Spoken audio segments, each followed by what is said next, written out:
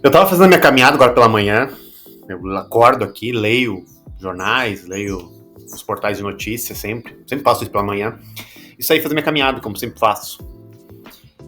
E aí cheguei numa conclusão que eu achei muito interessante e vou compartilhar ela aqui com vocês, porque é para isso que eu fiz esse canal, é para isso que eu falo aqui. E eu acho que ela tem uma lógica muito interessante sobre esse escândalo do Banco Master, sobre a ligação de Daniel Vocaro com a Suprema Corte, com os ministros, e por que a gente está assistindo na mídia uma grande mobilização de vários órgãos de imprensa, de vários veículos de mídia, em direção de encontro ao STF. Eu vou tentar botar a minha análise de por que esse movimento está acontecendo, e eu acho que ele é muito grande. É um movimento que vai ser um marco histórico na história da nossa república, né? Perdão pela redundância. Eu vou mandar esse vídeo, vai ser editado, enfim, fazer bonitinho. Editor, coloca aí a vinheta e vamos tocar ficha.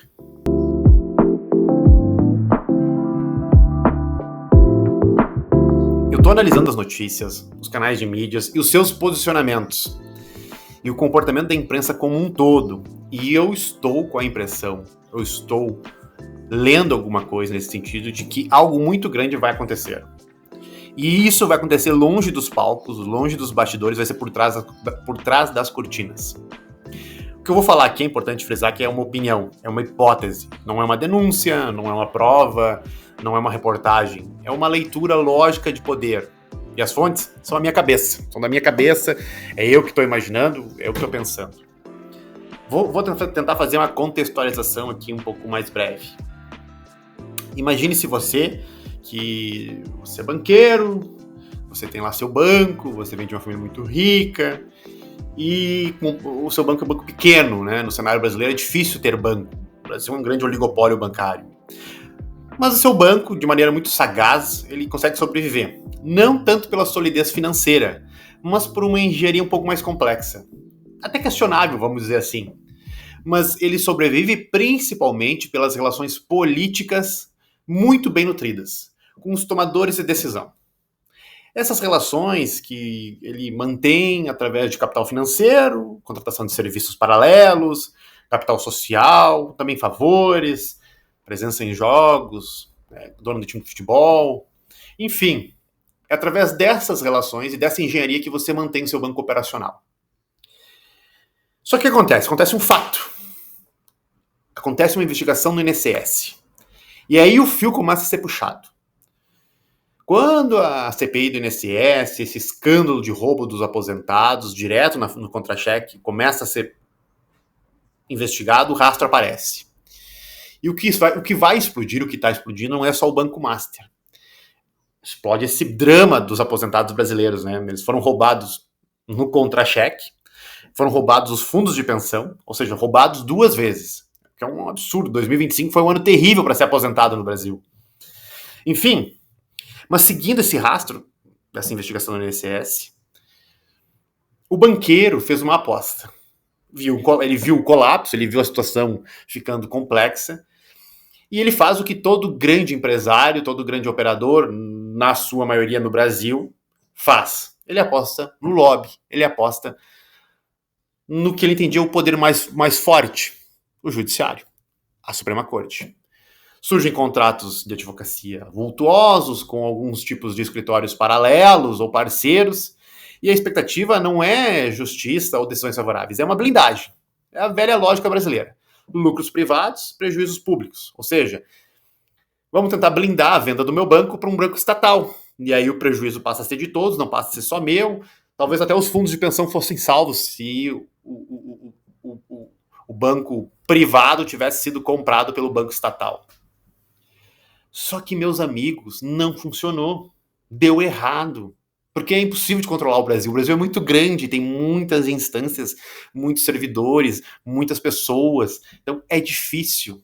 É muito difícil. Tem muitos redutos de poder. Então, o banco foi liquidado. O dono foi preso. E se expôs à fragilidade desse tipo novo de lobby.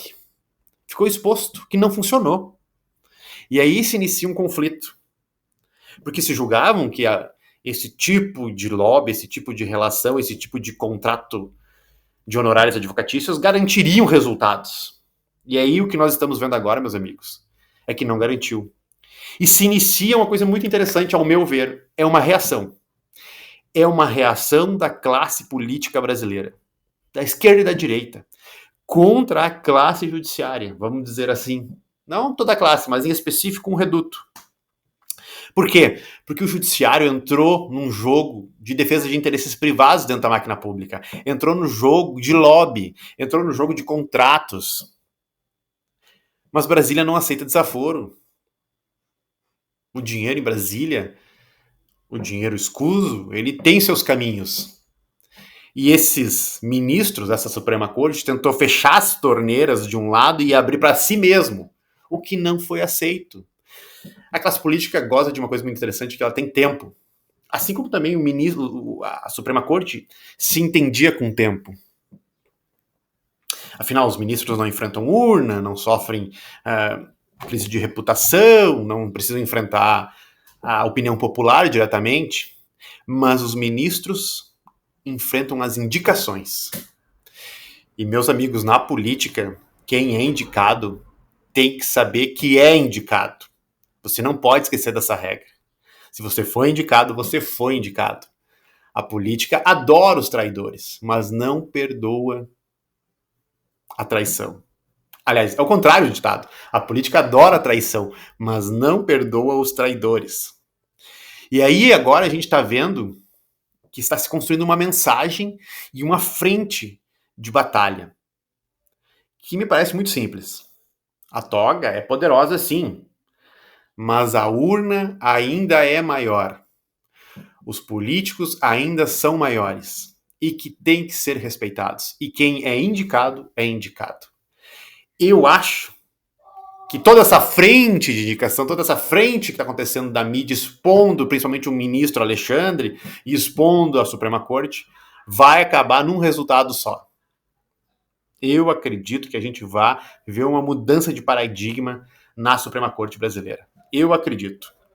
Essa é uma leitura minha. Buenas, me diz o que tu acha, comenta aí.